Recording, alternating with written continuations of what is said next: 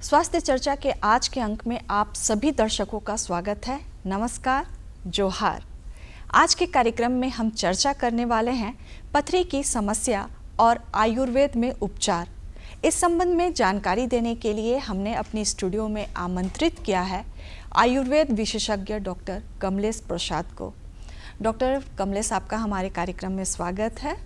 और जैसा कि आज हमने विषय ही रखा है पथरी की समस्या, तो सबसे पहले हम आपसे ये जानना चाहेंगे कि पथरी की समस्या होती क्या है। देखिए, पथरी की समस्या है जो हम लोग का शरीर में जो मिनरल है, सोडियम है, फास्फोरस है, तो कम पानी पीने से इनका आपस में संयोजन होने लगता है जी, क्रिस्टल बनने लगता है, तो जिसके फलस्वरूप पथरी रोग हो जाता है।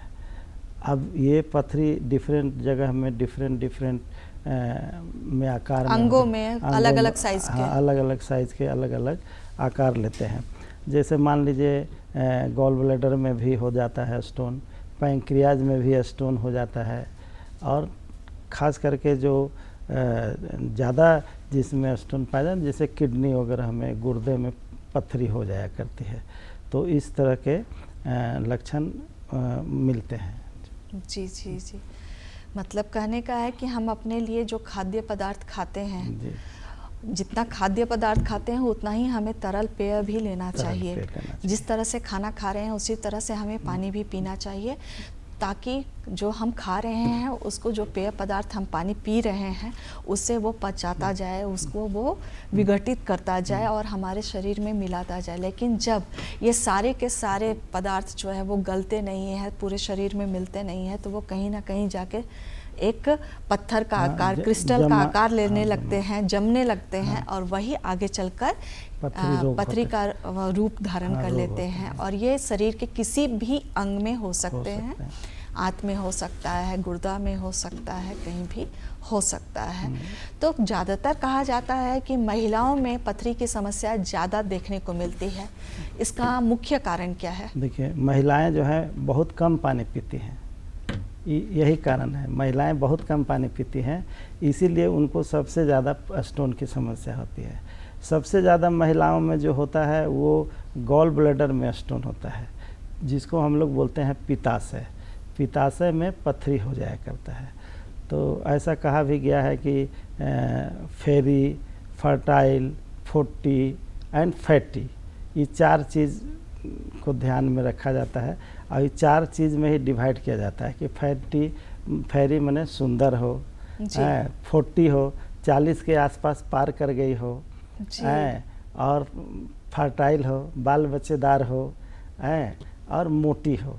अगर उनके पास फैट है, 40 के बाद तो फैट सभी धीरे धीरे होने लगता है। तो ये चार चीज़ जो है यही शो करता है कि स्टोन है। अब उन लोगों को खाली गॉल ब्लैडर में अधिक स्टोन होता है, और गुर्दे की पथरी तो आजकल सभी में हो रहा है। खास करके जो बड़े लोग हैं उनको भी होता है, और बच्चों में भी होता है जी। अब गॉल ब्लैडर का स्टोन है, ये बनता कैसे है?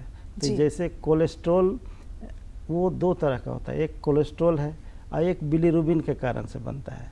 गॉल ब्लैडर में जो पित्ताशय जिसको हम लोग बोल रहे हैं, उसमें पित्त जाके जमा होता है और पित्त वहाँ रहता है।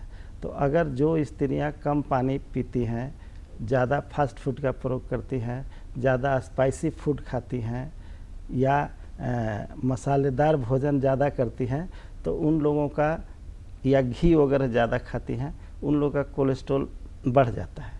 बढ़ने से क्या होगा कि जब पित्त के साथ मिल करके वो धीरे धीरे क्रिस्टल का रूप धारण कर लेते हैं और पथरी बन जाते हैं। दूसरी एक समस्या होती है कि बिलीरुबिन, जो हम लोग का लीवर से निकलता है बिलीरुबिन, वो भी जाके जमा हो जाता है। अब इसलिए बिलीरुबिन का जो स्टोन मिलता है, जो देखने में मिलता है, वो हरा कलर का होता है। अच्छा। पित्त जो है वो ब्लू कलर, देखते नहीं है पहले हम लोग बचपन में जिस समय मार्च अप्रैल में बहुत उल्टी होता था, तो हरा हरा उल्टी होगा। अच्छा। तो इसलिए उन लोग बोलता था कि नहीं, पित्त निकल रहा है। हाँ हाँ, है ना। कई बार होता है कि बहुत समय तक आप खाना नहीं खाते हैं, और उसके बाद जब खाली पेट में उल्टी होती है हाँ, तो उसका रंग जो होता है वो हल्के हरा हरे हरा रंग का होता तो है जी। वो पित्त ही निकलता है। अच्छा तो अच्छा। इस तरह से जो कोलेस्ट्रॉल वाला स्टोन है वो अधिक होता है थोड़ा सा, लेकिन जो बिलीरुबिन वाला स्टोन है वो थोड़ा सा कम होता है। तो जब कोलेस्ट्रॉल का स्टोन होगा तो उसका पहचान है कि दर्द होगा राइट साइड में। अच्छा, राइट साइड पेट में, के राइट साइड में पेट या के बॉडी राइट, के राइट साइड हाँ में? बॉडी के राइट साइड में दर्द होगा और बार बार वॉमिटिंग होगी जी। उसको अनरेस्ट महसूस होगा, पीछे से दबाने से पता लगेगा कि उसको और दर्द बढ़ रहा है। और कभी कभी खास करके जिनको उसके कारण से गैस्ट्रिक की समस्या भी हो जाती है, जैसे खाना पीना तो ठीक से खाते नहीं है, टाइमली खाती नहीं है, पानी कम पीती है, तो इस सब कारण से वहाँ स्टोन का निर्माण होने लगता है। बिलीरुबिन के केस में है कि बिलीरुबिन में जो स्टोन बनता है वो बाइल डक्ट में भी हो जाता है, जहाँ से पित्त आता है, पित्त का नली, तो उसमें भी बन के फंस जाता है। इसलिए उसका सीधा उपाय है कि गॉल ब्लैडर का कि सीधा उपाय है कि उसको नस्तर ही करा लेना चाहिए, ऑपरेशन ही करा ऑपरेशन करके निकाल देना ही चाहिए, ताकि पूरा गॉल ब्लैडर ही निकल जाए। और जी। बाकी जो है पित्त वगैरह जो है वो डायरेक्ट आंत में आ करके और वहाँ पर अपना सारा काम करते हैं, जिससे 3-4 महीना केवल समस्या होती है ऑपरेशन कराने के बाद, और बाकी फिर वैसा कोई दिक्कत नहीं होता है, सब ठीक हो जाता है। जी जी जी जी। जैसा कि आज हमारे विशेषज्ञ ने बताया कि फेरी, फर्टाइल एंड फैटी, यानी 4 चीज़ें अगर आपके साथ हैं तो आपको ज़्यादा सावधानियां बरतने की आवश्यकता है, क्योंकि अगर हम जो खाना खा रहे हैं वो सही ढंग से नहीं पचे, और सही खाने को पचाने के लिए ज़रूरी है कि हम आवश्यक मात्रा में पानी भी पिएं। अगर हम पानी की मात्रा कम लेते हैं और हम जो भोजन लिए वो सही ढंग से नहीं पचता है तो वह हमारे शरीर के किसी न किसी अंग में जाकर वो जमा होने लगता है, क्रिस्टल बनाने लगता है, और आगे चलकर हमें समस्याएं होने लगती हैं। उसमें हमें उल्टी भी हो सकती है, बदन में दर्द भी हो सकता है, बुखार भी हो सकता है, गैस की समस्या हो सकती है, ऊपर से डकार आने की समस्या हो सकती है, और धीरे धीरे आगे चलकर ये जॉन्डिस का भी रूप धारण कर सकती है। जॉन्डिस वही जो बिलीरुबिन का जो स्टोन होता है ना, जी हाँ, तो वो जब बाइल डक्ट में जाके फंस जाता है तब वही पीलिया रोग हो जाता है जी। तो वैसी स्थिति में ऑपरेशन में थोड़ा दिक्कत होता है। इसलिए पहले जिनको अगर स्टोन है तो उनको पहले ही गॉल ब्लैडर निकलवा लेना चाहिए, और नहीं तो बाद में समस्या की संभावना, बाद में तो कैंसर वगैरह भी हो जाता है गॉल ब्लैडर में। जी हाँ, अगर समय पर इसकी पहचान ना की गई तो आगे जानलेवा साबित हो सकती है। तो वो गॉल ब्लैडर जो बिलीरुबिन का जो स्टोन है बाइल डक्ट में जाके फंस जाएगा, नतीजा है कि पित्त आएगा नहीं, पित्त तो रुक गया वहीं जी है, और इधर से पित्त जाएगा भी नहीं, तो नतीजा है कि फंस जाने से वो बढ़ने लगता है पूरे शरीर में, बिलीरुबिन की मात्रा बढ़ने लगती है, तो शरीर जो है पीला हो जाता है, पीलिया रोग हो जाता है, और लोग बोलते हैं कि पीलिया रोग हो गया। तो वैसी स्थिति में भी ऑपरेशन ही है उसका एकमात्र तो वो, लेकिन जो इलाज है वो लेकिन वो फैटल हो जाता है। उसमें है कि मैंने बड़ी सावधानी से करना पड़ता है, उसको 2 बार ऑपरेशन करना पड़ता है। जी जी, 2 बार ऑपरेशन करता है। इसीलिए इस बात को थोड़ा सा फिर से बतलाएंगे कि क्यों 2 बार करना पड़ता है? 2 बार इसलिए है कि जॉन्डिस है तो पहले ERCP करना होगा, ऑब्स्टिकल निकालना है, जो बाधा लगा हुआ है, जो रोक रहा है, रुकावट है, उसको पहले हटाएंगे, फिर जाके उसका ऑपरेशन करेंगे। फिर उसका ऑपरेशन तो 2 बार करना पड़ता है बाद में, तब जाके फिर स्टोन का ऑपरेशन होगा। जी, तो इसलिए जिनको भी हो, अगर गॉल ब्लैडर में स्टोन हो और चेहरा पीला पड़ गया हो तो उनको सावधानी ध्यान रखने की ज़रूरत है, और उनको तुरंत से तुरंत जाके किसी सर्जन से मिल करके और उसका ऑपरेशन का करा लेना चाहिए। जी जी, अभी हम बात कर रहे थे महिलाओं की, और आपने कहा कि महिलाएं चूँकि कम पानी पीती हैं इसलिए उनमें पथरी होने की समस्या ज़्यादा देखने को मिलती है, लेकिन पथरी की समस्या महिलाओं और साथ ही साथ पुरुषों में भी देखने को मिलती है। तो पुरुषों के बारे में जानना चाहेंगे कि किन किन अंगों में होने की संभावना ज़्यादा होती है पुरुषों में? पुरुष में सबसे ज़्यादा जो पथरी होता है वो गुर्दा में होता है जी, किडनी जिसको हम लोग बोलते हैं। जी हाँ। तो किडनी तो चलनी जैसा काम करता है, पूरा हम लोग का जो रक्त जाता है उसको छानता साफ कर है, लेता है, जी साफ हाँ। करके और निकालता है। तो वैसी स्थिति में अगर पुरुष भी कम पानी पीते हैं और ज़्यादा स्पाइसी फूड खाते हैं, ज़्यादा मसालेदार भोजन खाते हैं या फास्ट फूड का अधिक सेवन करते हैं या कुछ ऐसा आहार जो हानि करे, जो किडनी के लिए ठीक नहीं है, बहुत ज़्यादा मात्रा में, किसी भी चीज़ को बहुत ज़्यादा मात्रा में खाने से भी स्टोन होता है। जैसे अब उसमें है कि कैल्शियम ऑक्जेलेट है, यूरिक एसिड से बनने वाला स्टोन है जी, एस्ट्रोबिट है, एगो सिस्टीन करके एक स्टोन होता है। हालांकि ये दो जो स्टोन है ये रेयर है, मैक्सिमम जो होता है वो कैल्शियम ऑक्जेलेट और यूरिक एसिड के कारण से ही माने होता है प्रॉब्लम। जी, तो अगर पानी कम पिएगा तो उसका यूरिक एसिड लेवल अगर रेगुलर बढ़ा रह रहा है और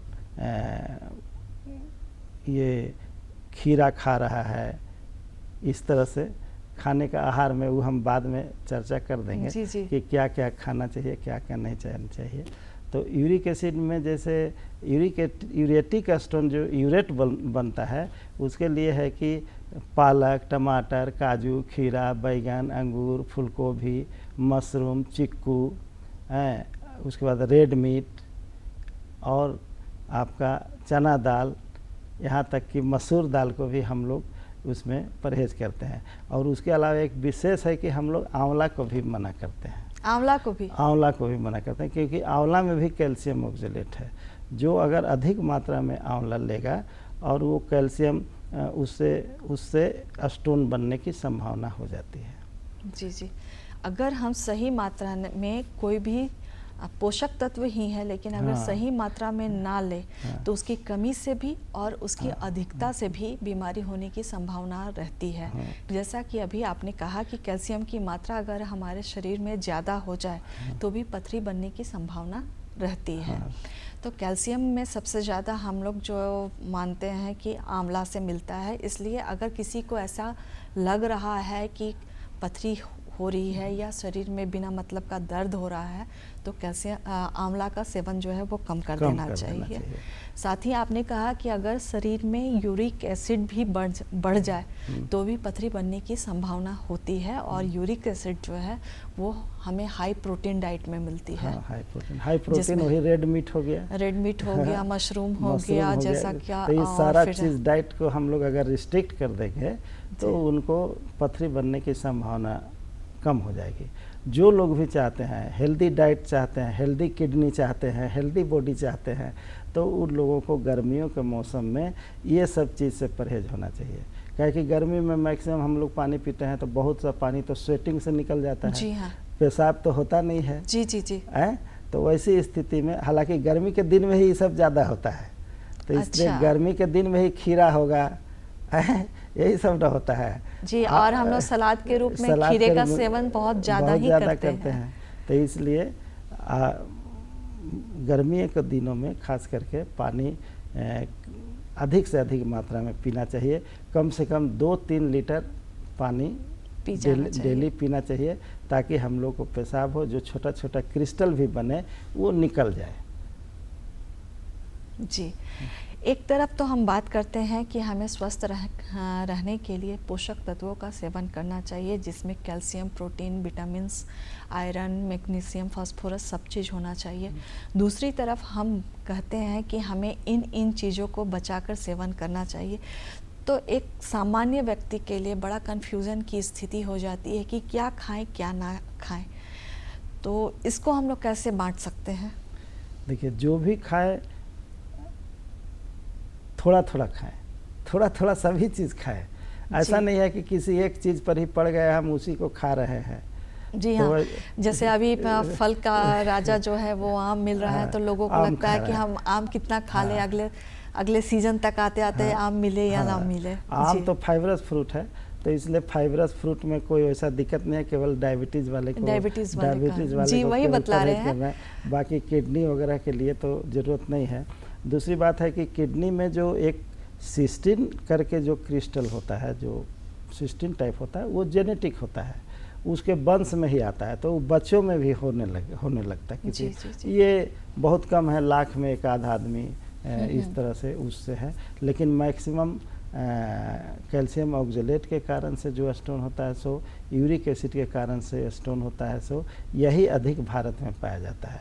और जब स्टोन होगा तो उससे अगर बार बार रेगुलर स्टोन हो रहा है, छोटा मोटा स्टोन है तो हम लोग मान लीजिए कोई दवा से दे देंगे, जैसे जो भी है मूत्रल औषधि देना पड़ता है, तो मूत्रल माने उसका पेशाब कराने वाला अस्थि, जैसे श्वेत परपट्टी है, गोखरू है, कपूर कचरी है, इस तरह से नारियल पानी है, अगर नारियल पानी भी अधिक मात्रा में पिएगा तो वो भी माने स्टोन निकालता है। उसके अलावा और भी अल्कलाइज़र है, क्योंकि गर्मी के दिनों में अम्लीयता बढ़ जाती है खून में, पानी की कमी से अम्ल का बढ़ जाएगा, अम्ल बढ़ जाएगा तो वैसी स्थिति में अल्कलाइज़र का प्रयोग करते हैं। जैसे कोई भी अल्कलाइज़र है उसको लीजिए, इसीलिए शरबत के रूप में पानी पिया जाता है, कोई भी ड्रिंक पिया जाता है, मट्ठा के रूप में भी ड्रिंक पिया जाता है। कहने का मतलब है कि कोई स्थिति में पानी पीना है, पानी पीना है, तब जाके आपको स्टोन से छुटकारा मिलेगा। अब जिन लोगों को किडनी का स्टोन है उनको किडनी डिजीज़ भी होने की संभावना रहती है। जी हाँ। जैसे क्रोनिक किडनी डिजीज़, तो ये यहाँ खास करके अभी वही ज़्यादा मिल रहा है कि बहुत जगह आया और जो कीटनाशक पड़ रहा है सब्जी में, खाना में जो कीटनाशक आता है ना, वो कीटनाशक भी इसके होने के बढ़ा देते हैं इसका। इसलिए अब गुर्दे की जो पथरी रहेगी तो उसमें कहाँ पर दर्द होगा, क्या क्या लक्षण होगा, तो गुर्दे की जो पथरी होती है वो पीठ तरफ पसली का सबसे नीचे, जो सबसे पसली के सबसे नीचे अगर दबाएंगे पीछे से तो मरीज को महसूस होगा कि हमको दर्द है। तो इसमें ये ऊपर से एग्जामिनेशन है, बाकी एग्जामिनेशन के लिए अल्ट्रासाउंड कराना पड़ता है, एक्सरे कराना पड़ता है, अब तब जाके पता लगता है कि इसको स्टोन है। लेकिन नॉर्मल केस में अगर आया और आप देख रहे हैं, चाहे कोई भी डॉक्टर देख रहा है, तो वो कैसे जानेगा? तो सही बात है। हाँ, तो कैसे जानेगा? तो वो जो है पूछता है कि दर्द है, तो हाँ दर्द है, तो कहाँ है? तो मरीज़ तो साफ साफ बताता नहीं है, वो बोलेगा हाँ पेट दर्द है। तो ऐसी स्थिति में यदि पसली के पीछे सबसे नीचे अगर पीठ तरफ से दबाएंगे तो उसको महसूस होगा कि दर्द है, तो हम लोग समझ जाते हैं कि इसको किडनी स्टोन है। तो इसलिए तब उसके बाद इन्वेस्टिगेशन कराने के लिए भेजते हैं और तब कंफर्म डायग्नोसिस होता है कि इसको स्टोन है। जी, मतलब लक्षण तो हमें नज़र आते ही हैं, साथ ही साथ हम सोनोग्राफी और एक्सरे करवा कर अपने आप को कंफर्म कर लेते हैं कि हाँ हमें किडनी में या गोल ब्लैडर में स्टोन है। इलाज करते वक्त क्या उम्र का, बीमारी का और किस जगह पे पथरी है, इन तीनों बातों का ध्यान रखना पड़ता है? बिल्कुल ध्यान रखना पड़ता है। अगर छोटे बच्चे को सिर्फ गोल ब्लैडर में पथरी है तो उसके इलाज में किन किन बातों का ध्यान रखना पड़ता है, क्योंकि वो तो बहुत छोटे उम्र के हैं। हाँ, तो छोटे बच्चों के उम्र में अगर बहुत छोटा पथरी है तब तो कोई दिक्कत नहीं है जी। अगर बड़ा पथरी है तब उसको ऑपरेशन से ही निकालना पड़ेगा। तो स्टोन निकालेंगे या जैसे बड़े उम्र में कहा जाता है कि गोल ब्लैडर को निकाल दिया जाए, लेकिन बच्चा जब छोटा है और उसको गोल ब्लैडर में बड़ा स्टोन हो जाए तो वहाँ भी गोल ब्लैडर निकाल दिया जाता है। अच्छा, उसका कोई उपाय नहीं है। गोल ब्लैडर निकालने के बाद उसका कोई दुष्प्रभाव भी पड़ता है हमारे स्वास्थ्य पर या हमारे खान पान पाचन क्रिया पर? कोई दुष्प्रभाव नहीं पड़ता है, केवल 3-4 महीना समस्या रहती है, जैसे पाचन क्रिया कमज़ोर हो जाता है, रोगी को महसूस होगा कि खाना हमारा पच नहीं रहा है, तो इसलिए उसको महसूस होता है और डायरेक्ट ऐसे जो बाइल है वो तो आके आंत में ही उतरते हैं, तो इसलिए फिर धीरे धीरे बॉडी एडजस्ट हो जाता है। केवल 3 से 4 महीना 5 महीना उसको प्रॉब्लम रहता है जी। और बाकी सब फिर ठीक हो जाता है जी। जो डायबिटीज़ के, मधुमेह के मरीज हों या जिनको उच्च रक्तचाप हो, उसके साथ ही साथ उनको पथरी की भी समस्या हो जाए, तो वैसे में किन किन बातों का ध्यान रखना चाहिए, और अगर सर्जरी के लिए जाते हैं तब किन बातों का ध्यान रखना चाहिए? सबसे है कि जो उनको भी स्टोन हुआ जी, उनको कम से कम नमक कम कर देना चाहिए। अच्छा, नमक कम यहाँ पर हम आपको रोकना चाहेंगे और बतलाना चाहेंगे कि कुछ लोग बोलते हैं कि कुछ देसी इलाज जो है, जैसे कि काला नमक खा लीजिए या जो रॉक सॉल्ट आता है उसका सेवन कीजिए, आपका पथरी जो है वो गल के निकल जाएगा। ये क्या सत्य है? नहीं, ये भ्रामक है, ऐसा कहीं नहीं होता है कि नमक खा लेंगे या काला नमक खा लेंगे या सेंधा नमक खा लेंगे तो पथरी निकल जाएगा, वैसा कुछ नहीं है जी। पथरी निकालने के लिए अलग तरह की एक दवाइयाँ होती हैं, जो आजकल तो बना बनाया भी बाज़ार में मिल जाता है, नेरी वगैरह या हिमालय का ही सिस्टोन वगैरह, जो पथरी का दवाई है, जो गुर्दे की पथरी को निकालता है। तो वो लोग को माने कम से कम हम लोग 8 mm तक, 8 mm तक अगर उसका स्टोन है तो हम लोग उसको दवा से ही कोशिश करते हैं निकालने का। ऐसे आयुर्वेद में भी बहुत सा दवाइयाँ हैं, जैसे त्रिविक्रम रस है, एक पाषाण भेद है जी, जिसको हम लोग पत्थल चट्टा भी बोलते हैं। तो उसका ये पत्थल चट्टा क्या वो पत्ता होता है? हाँ, पत्ता होता है जो पत्थर में बगानों में सटा रहता जी, है, हाँ, निकलता है जी, निकलता है।